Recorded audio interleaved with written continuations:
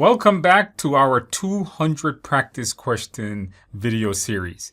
In this video, I'm going to be doing questions number 11 to 20. So if you haven't checked out 1 to 10, check those out first and then of course wait for the others, or when you're depending on when you're watching this video, maybe the others are already out. Let's go back and get started. Now, before I get started, once again, if you want more questions like this or you want full access to all of them, check the link below for the PMP exam simulator, the TI exam simulator. That has nearly 1,000 practice questions in it. 400 plus of them has video explanations also, just like this. Let's get into this, guys, because this is going to be a long one. We got 10 super hard questions for you guys. Let's see how you guys do. Let's get into it. So, question number 11. By the way, I'm just going to be reading the question and the answers. The moment you see the question on the screen, please pause the video, answer it, and then see me answer it with explanations. All right, question number 11. A project manager has begun a complex airport expansion project. Although the project is in the initiating phase, the sponsor keeps asking for concrete dates for the most important project milestones. When will the project manager be able to provide the requested information? Now, keep in mind, this question is a little confusing because it does specify that you're in that initiating section of the project, but this person wants concrete dates. A, after the initial risk assessments are completed to estimate timelines. Okay. At the end of the planning phase, once detailed schedule and risk assessments are completed. Okay. During the execution phase, when the project is on the way and progress can be measured. All right.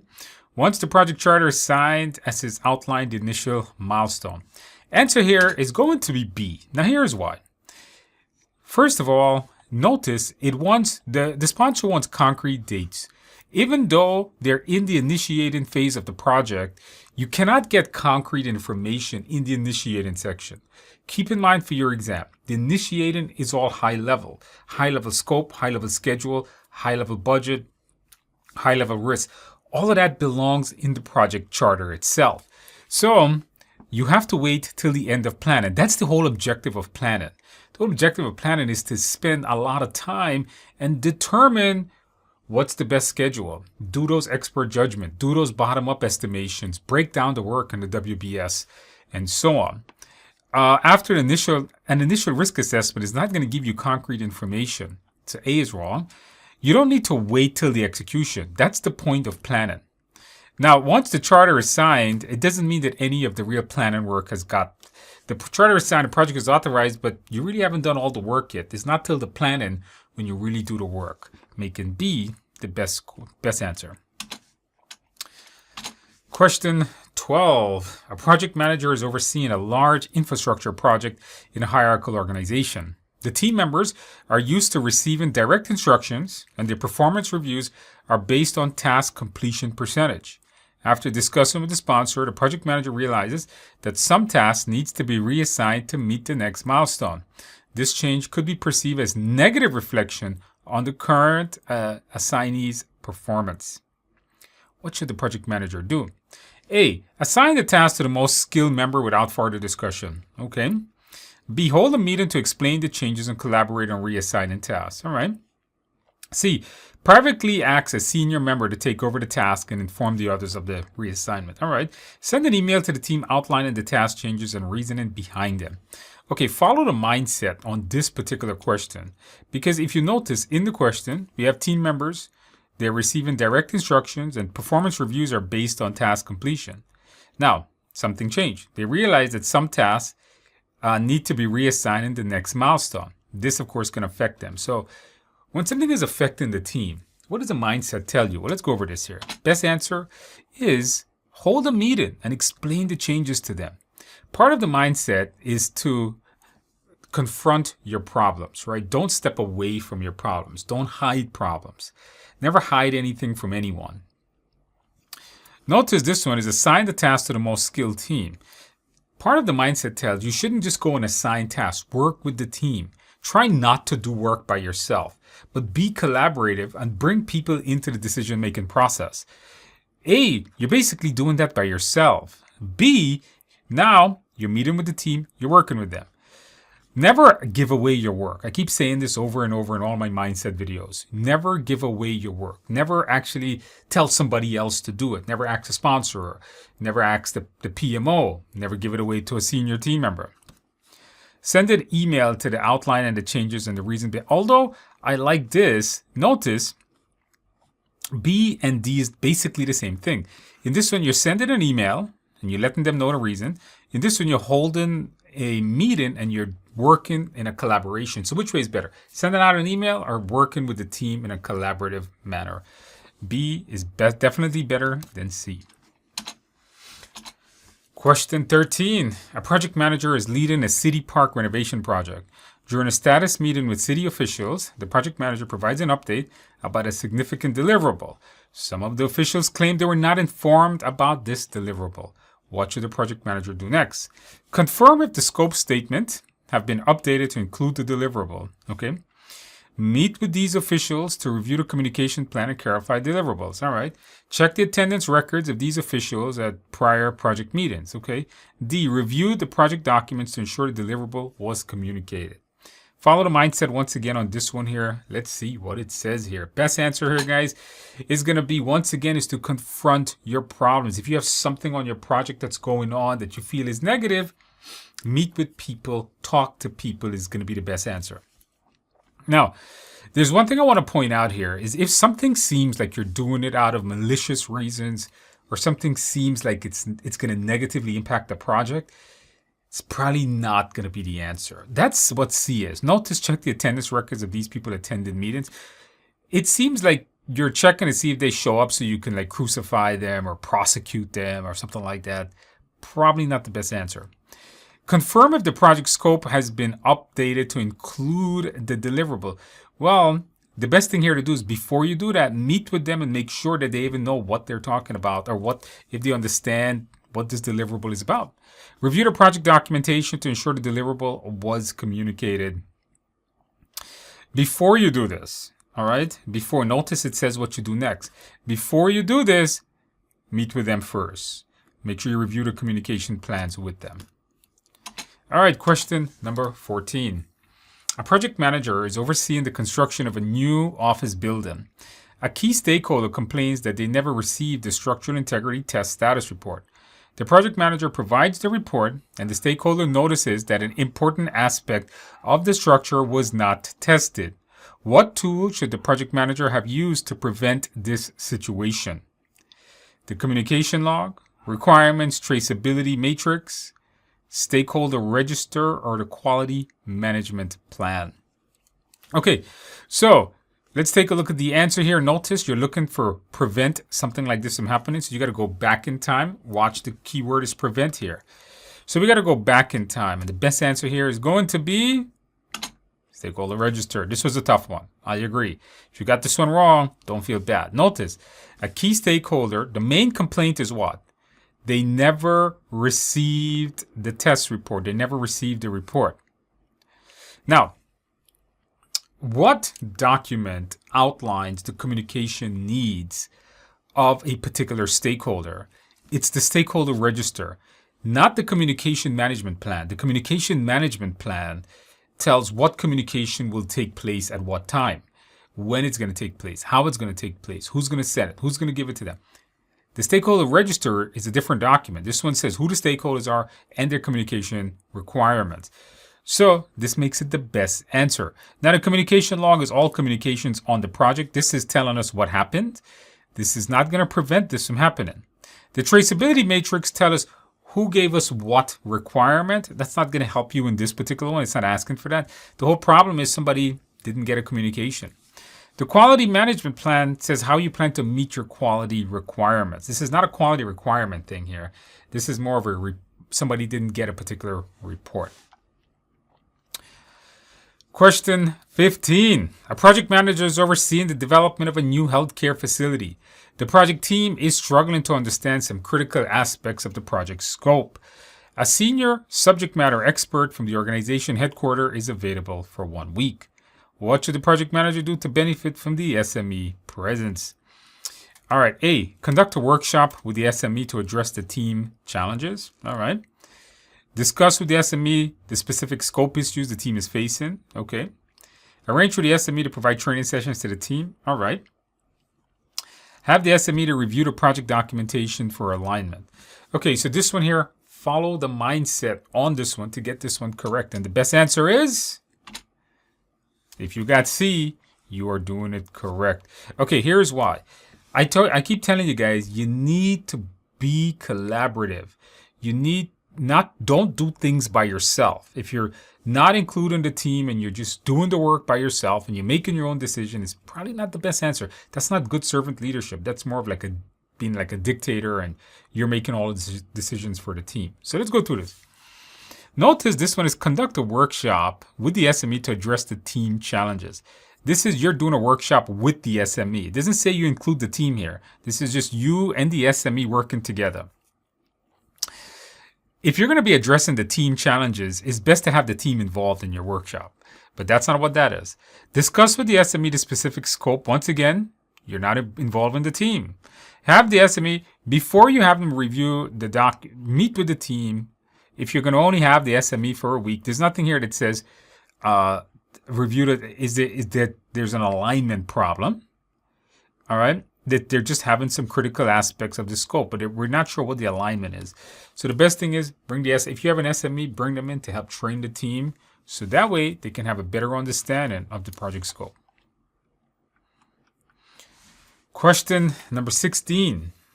A project manager is leading an agile project, developing a new customer relation management system.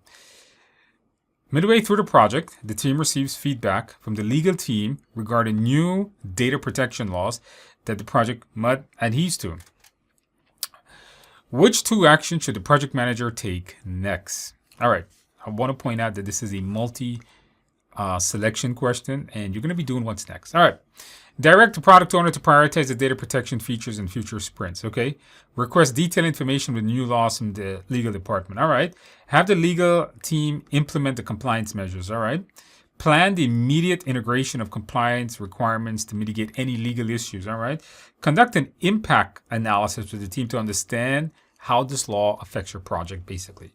Okay, what did you get? Best answer here, remember to choose two. The first one I got is B. And the second one I got is C. Here's why. Now, before we take action, before this law is implemented, the first thing you guys got to do is you guys got to say, what is this law about? So let's go and learn about the law.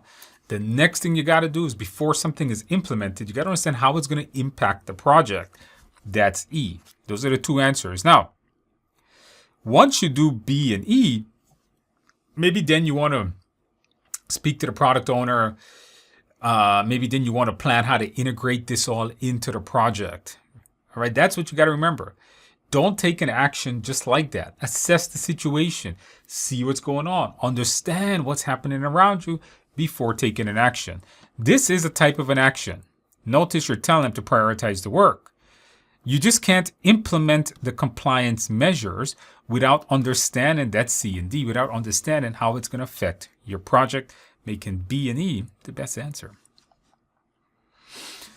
Question number 17.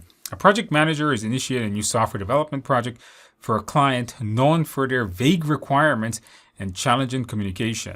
Let's sit down the line. So this client always gives you vague requirements and it's hard to communicate.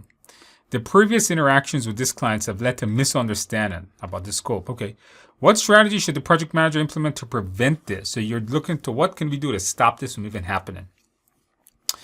Apply a phased development approach to validate the scope at each milestone. Okay. Collaborate with the product owner to establish a clear minimum viable product. All right. Enhance team client communication protocol to ensure better clarity and feedback. Okay, sounds good. Implement a strict deliverable schedules to force clarity in client interaction. All right, follow the mindset on this, but you have to know your agile practices in order to get this one correct, because the best answer here is going to be B, the minimum viable product. Now, your exam likes this concept of minimum viable product. Before I give you the answer why, there's one answer you should have eliminated. If you ever get a question and some of the choices sounds negative, like forcing people, telling people they have to do something, it's probably never going to be the right answer. If you're firing somebody, it's never going to be the right answer. Never be negative. If something sounds negative or sounds bad or sounds like you're pushing people to do something, probably not the right answer. Let's see. Notice this choice here says implement strict deliverables to force clarity. Never do anything to force anyone. Throw that right off the bat. A phased development approach to validate the scope. Well, this notice at the end of each milestone. Milestones can take a long time. You want something much more quicker. Now, this is where this question got tricky. A good percentage of you probably went with C. Notice this one here is team-client communication. So I like this answer. Better clarity and feedback. I like this. Good. But you know what's better? You know what is better than just speaking with the client is giving them a product and have them give you back feedback. Notice vague requirements. Vague requirements. The way to beat vague requirements is with a minimum viable product. Keep in mind what a minimum viable product is. It's a product that you release to your customers that has basic, usable functionality, but it doesn't have all the functionality. When you give this to the clients, they're more likely to use it, and they'll tell you what they like and what they don't like. So this is really good because what this does is that it really pushes the client to tell you things to change, things to update, things to remove. The best way to get somebody involved is to give them the thing to use versus just communicating with them. So the best answer here is going to be your minimum viable product. 18. In the middle of software development project following a predictive life cycle, a significant portion of the software is set for incremental delivery to the client. The experienced team responsible for this portion has expressed a desire to take on more decision-making responsibilities traditionally handled by the project manager after each delivery. What should you do? A. Schedule a meeting with senior management to seek their guidance or adjust in the decision-making process. B. Support the team initiatives to take on decision-making responsibilities while retaining final approval authority. C. Maintain the traditional decision-making structure where the project manager receives all decisions, regardless of team's readiness. D. Consult with the sponsor to explore the option of delegating key post-delivery decisions with the team. Choose the best answer. Don't forget this is a predictive or a traditional life cycle. Best answer here, the mindset should have eliminated a couple of choices right off the bat for you, such as going to senior management. Never go to senior management for guidance. They hired you to do the project, not for you to go and ask them how to do it. So is your sponsor. That's a type of senior management. The sponsor wants the output. They don't need to come and help you do your project. Never give away your work. Now, you got two answers. B, support the team initiatives on decision making. Sounds good. Maintain the traditional. If you get a question on your exam and one of the choices says, leave it alone, don't do anything, like maintain a plan, maintain the current structure. If you read the choice and it seems like, okay, this choice is not doing anything to the question, it's leaving whatever they were doing before, it's not the answer. So you notice, maintain this traditional decision-making structure. So then, this answer really doesn't do anything to the question. Making this the best answer. Bring the team. Support the team, right? Support the team initiative for making. But remember, it is a predictive project. And in the predictive project, you probably have that final critical decision making. In an agile project, it's generally the team using it. Remember, agile project really utilize that servant leader mentality versus traditional project, probably not. 19. A project manager is overseeing the development of a new software tool. Although the tool isn't fully finished, the product owner has decided to release an early version, the minimum viable product. A key stakeholder, the vice president of marketing, is unhappy with the limited feature in the launch. What should the project manager do to ensure better satisfaction for a future release? So they're asking, what can we do now to fix problems later? Work with the team and stakeholders to adjust future release timelines based on expectations. Okay. Set up a process where stakeholders can provide feedback before future releases are finalized. All right. Take control of the communication with the stakeholders to ensure everyone understands. Ask the sponsor to resolve the disagreement between the product owner and the vice president of marketing. Okay, best answer here. You could use the mindset and eliminate a couple of these choices right off the bat. Let's see what the best answer here is. Now, work with the team. Notice that if you're going through these questions and you're up to number 20, you've done the first 10. You get in the theme here, right? You're always working with people. You're always collaborating with someone. You're meeting with the team. You're meeting with the sponsor, right?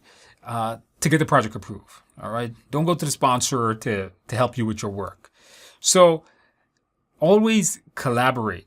Notice D, ask the sponsor to resolve. Never give away your work. Don't go to the sponsor and says, go do this. Never do that. Take control. Notice this, take control where stakeholders. Now it's an agile project. How do you know? Well, they're using a minimum viable product. All right, it doesn't necessarily have to say it's an agile project, but by reading this, you can tell it's an agile project. And when it's an agile project, you should be working with the team. Be a servant leader on that agile project. If you start taking control of stuff, you're not really a servant leader at that point. So let's eliminate that. Set up a process stakeholder can provide. Although I like this, the team should be involved in it. So this is a good answer, but let the team bring people in. Notice you're setting up the process by yourself here. Probably not a good idea. Let's bring the team in. Let's bring the stakeholders in. Because in this one, you're working with the team and the stakeholders to adjust future timelines, all right? All right, last question in this video. Question 20. A project manager is overseeing an agile project for developing a new mobile application within a large tech company. Initially, the project manager planned to use email for all project communications. However, the product owner suggests using a specialized project management tool that better integrates with agile workflow. What should the project manager do? Okay, so in this question, the product owner wants you to use a particular tool on your project. What do we do? A, evaluate how the new communication tool could impact the current timelines and workflow before making a decision. Okay. Update the communication management plan to fully adapt the product owner's preferred tool and inform the team of the change. All right. Have the team test the proposed tool on a small part of the project before deciding whether to implement it across the team. D, continue using email for major announcement, but use the new tool for daily agile interactions with the team. Now, the mindset should have eliminated almost every choice and given you the full answer. Hopefully you guys got this one correct. Let's go see why some of these choices was pretty easily eliminated, making the answer C. Here's why. Number one, D, get rid of this. Because in this one, nothing is really happening. You're still using this. And the product owner wants you to use their specialized tool. By you doing D, you're not giving the product owner anything. You're not really assessing much. And you're making the decisions all by yourself. You're making a decision to use the email. You're making a decision to only use the tool part of it. A, notice before making a decision. Once again, you're making a decision. You're not getting anyone involved. You're evaluating it. You're just doing this by yourself. You're not being that servant leader. You're not collaborating. Update the communication management. Now you're just implementing the tool. You're just bypassing the whole team here. You're like, hey, you know what? I'm just going to implement this. You guys can pound salt or rock. What's that saying? You guys can pound salt. You guys can pound sand. There you go. You guys can pound sand. We're going to be doing this. Versus C says, have the team test it. Bring them in. Let them decide whether it's good to implement. Hopefully you're starting to see the theme here. We've done 20 questions so far. Hopefully you guys are starting to see this like theme, this like, okay, so this is how it's done. Hopefully you're starting to build that mindset in your head. Oh, so this is how we answer these questions. This is what I'm looking for when I'm answering a question. That brings this video to an end. If you guys enjoyed this, check out the TIA exam simulator for much more. 1,000+ questions like this. Not to mention you get video explanations of like 400 of them. So check out the TIA simulator. All the links are in the description below. And if you really like my effort in making these kinds of video and you can't wait for numbers 21 to 30 all the way to 200, give the video a like, subscribe to the channel, and I'll see you in the next video.